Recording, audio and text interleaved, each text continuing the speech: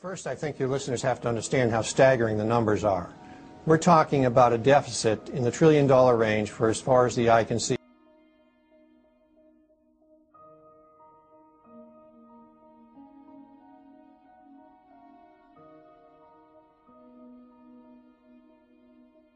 Economist John Williams from shadowstats.com, who says things are only going to get worse. He's been incredibly pessimistic. You know, I hate being the one who has to tell you this, but it's the truth. We as a nation are headed for an economic disaster. This is a story that you should not only watch, but you should also make sure the candidates who want your vote watch as well before they bury all of us. Now, not my words. These are words being spoken by someone who's a very high authority on something like this. The reporter in this is CNN's Jeff Greenfield, who introduces us now to one man who's going all over the country trying to keep our nation from going broke.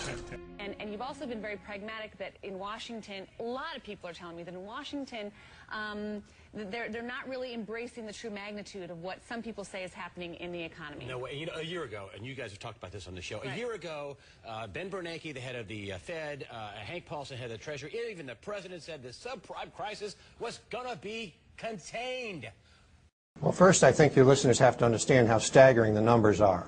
We're talking about a deficit in the trillion-dollar range for as far as the eye can see. We're talking about deficits which are 4 to 5% of GDP, which is not sustainable under any form of government.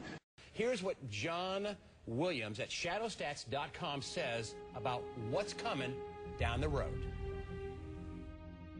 Where are we going?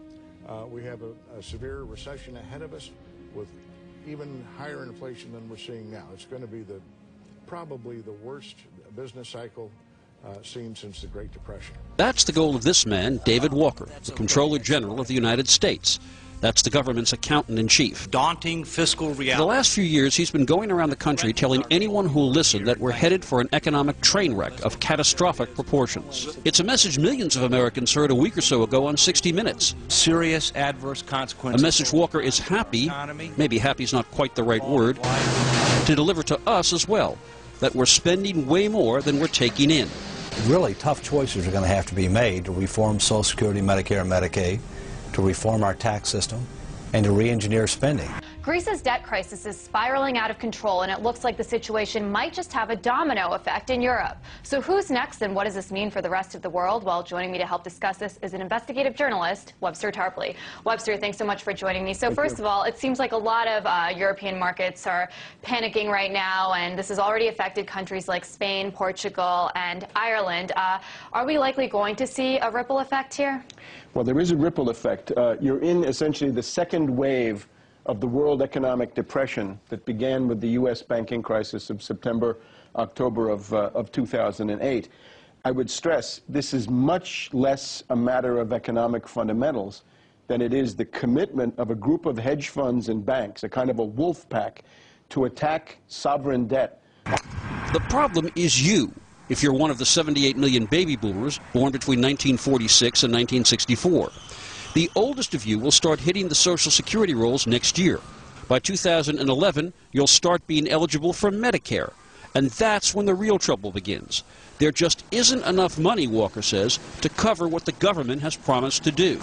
Congressman, you've appeared several times on this program, and I've always asked you the same question. You see real economic distress, but you said it's coming 2 or 3 years down the road. Have you speeded up your time frame a bit, bearing in mind what's been happening over the past week? Well, I worry about that.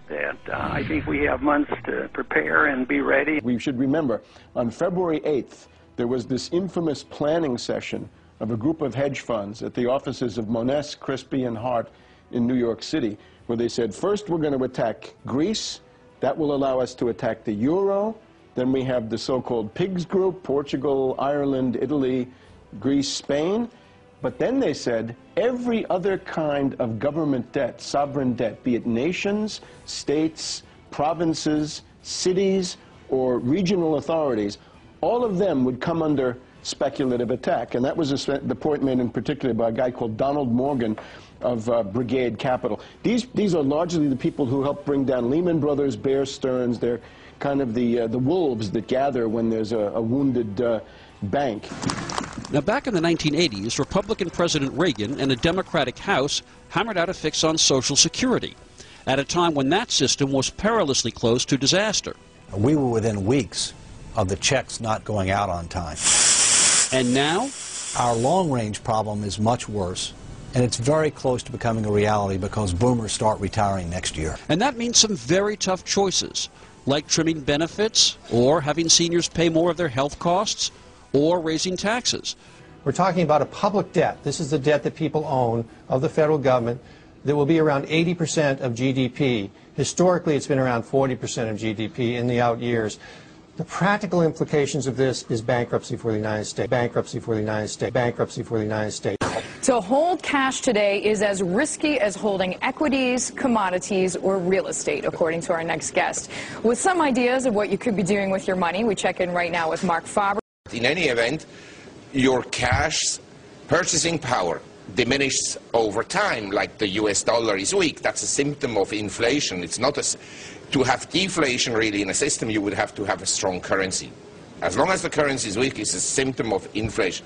You know, what's driving commodities is inflation. It's governments around the world, particularly the Federal Reserve, creating too much money, debasing the value of the dollar. You know, as we speak, the dollar is at an all-time record low against the Swiss franc today. It's at an all-time record low against the Australian dollar. You need $30 to buy an ounce of silver. You need about $1,400 to buy an ounce of gold. You almost need $14 to buy a bushel of soybeans. You've never seen these prices. Oil, you need $92 almost to buy a barrel of oil, but you're seeing these high commodity prices during a time where the economy is very weak.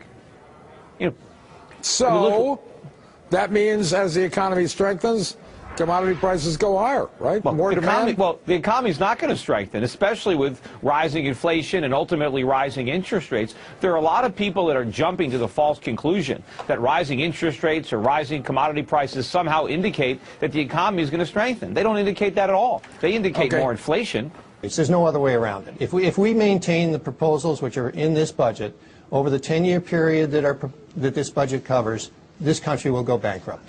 People will not buy our debt. Our dollar will become devalued. It is a very severe situation. You know, what he's saying is that savings is way down in this country, but wealth has risen dramatically. Monetary policy is spectacular. I think Peter is just totally off base, and I don't think it's going to be, I mean, I just don't know where he's getting his stuff. All that's increased is the paper values of our stocks and real estate. But that's not real wealth. And of course it is. All that phony wealth is going to evaporate. But you're just way off base. There is nothing out there that tells us we're going to have a nice slowdown, but it's not going to be a crash. Let me ask you this. Construction, whether it's mortgage brokers, real estate brokers, etc. And if that all goes away, what happens to those jobs? There will be lots of things to fill it back up again, Michelle. It's really not a housing economy. This is an economy that's driven by good economic policies, by good monetary policy, by good trade policy, and it's working beautifully. Peter, I'm going to take a bet with you on this one. I'll bet you a penny on this one. I'll bet you a lot more than a penny. Anytime I want to collect that penny. Thank you. Well, I'll collect it with a nice note from you, Peter. What can I tell you, Peter? It's a bet of a penny in your honor on the stake, and mine too. So you're typically an optimist. Yes, I am. So why the doom and gloom now? Well, President Obama had, when he took office, did not repeal Bush's tax cuts, but let them expire, which means that on January 1st, 2011, Paul, you're going to get very major tax rate increases in personal income, capital gains, dividends, estate taxes, offshore investing, alternative minimum tax, Cadillac plans, I could go on. And if people know tax rates are going up next year, what they will do is they will shift income into this year, obviously, to take advantage of lower tax rates now.